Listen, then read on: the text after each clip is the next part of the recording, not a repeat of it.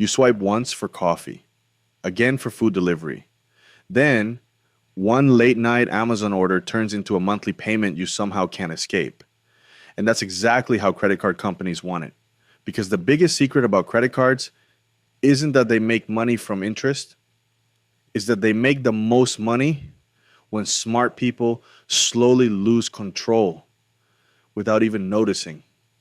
And in the US, this is happening everywhere. Right now, Americans owe over $1 trillion in credit card debt. Not because everyone is irresponsible, but because the system is designed to feel harmless. Think about it.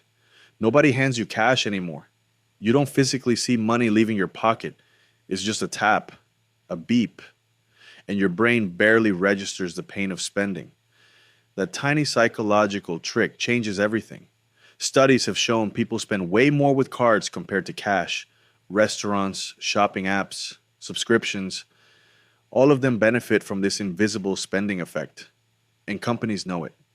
That's why credit cards come with rewards, cashback, points, travel miles, welcome bonuses.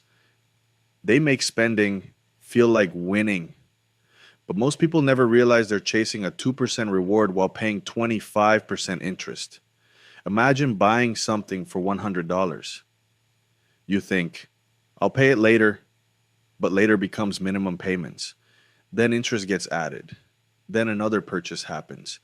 And suddenly that $100 item quietly costs $140, maybe $160 over time. This is where the trap becomes dangerous because minimum payments are designed to look safe. You open the app and see minimum payment due $32. That feels manageable, comfortable even. But what they don't emphasize is that paying only the minimum can keep you in debt for years. Let's say someone has a balance of $5,000 with a high interest rate.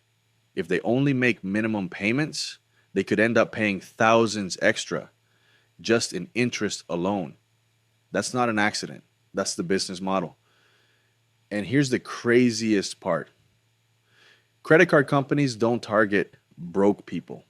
They target ambitious people, college students, young professionals, people chasing a better lifestyle. Because Gen Z and millennials spend more online than any generation before them.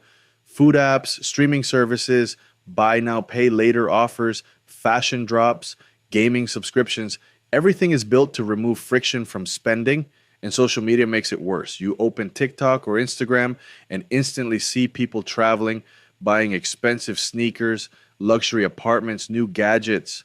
Your brain starts believing that lifestyle is normal. So people spend money they haven't earned yet, trying to look successful before becoming successful. That's the dark cycle. And one real example shows how serious this can get. A woman named Jennifer from Texas shared online that she started using credit cards in college for small emergencies. At first, it was food and textbooks, then shopping during stressful weeks, then vacations she thought she deserved after working hard.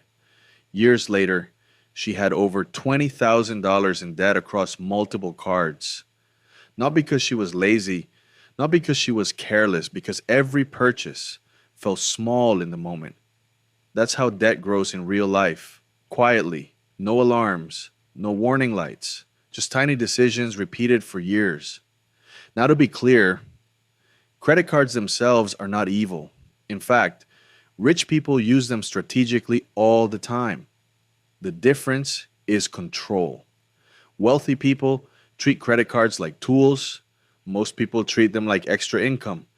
And those are completely different mindsets. If you use a credit card and pay the full balance every month, you can build credit, earn rewards, and avoid interest completely. But the moment you start carrying balances regularly, the system slowly starts owning your future income before you even earn it. That's why so many Americans feel stuck financially despite making decent money. Their paycheck already has assignments before it arrives: rent, subscriptions, car payments, credit card debt, and suddenly they're working to pay for a past version of themselves. That's the real danger nobody talks about.